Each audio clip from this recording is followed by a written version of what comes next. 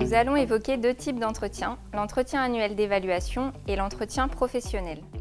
Alors que l'entretien annuel d'évaluation est facultatif, nous attirons votre attention sur le fait que l'entretien professionnel est obligatoire.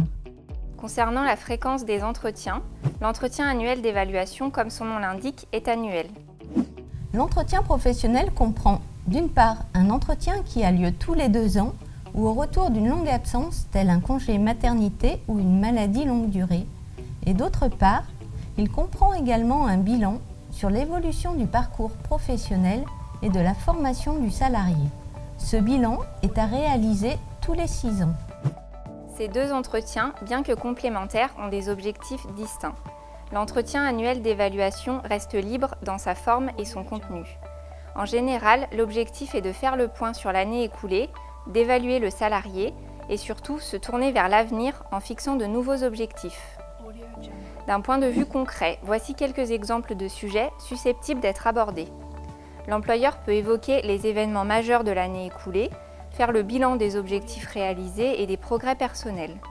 Il peut également fixer les objectifs et les axes d'amélioration pour la nouvelle période. L'entretien professionnel est quant à lui réglementé dans sa forme et son contenu. Il doit notamment faire l'objet d'une convocation préalable. Cet entretien a un périmètre plus large que le poste occupé. Il permet d'évoquer de manière générale les compétences du salarié et d'étudier ses perspectives d'évolution et ses besoins de formation. Cet entretien s'organise en 3 temps. Il convient de réaliser, dans un premier temps, une synthèse des compétences développées, des actions de formation réalisées et des difficultés rencontrées par le salarié. Dans un deuxième temps, le salarié fait part de ses souhaits de formation, ainsi que ses perspectives d'évolution dans sa qualification et son emploi. Ainsi, c'est ensemble que dans un troisième temps, l'employeur et le salarié déterminent la construction du parcours professionnel du salarié. Ces entretiens doivent être faits de façon distincte, mais ils peuvent être menés l'un à la suite de l'autre. En cette période de crise sanitaire, ils sont réalisables en visioconférence.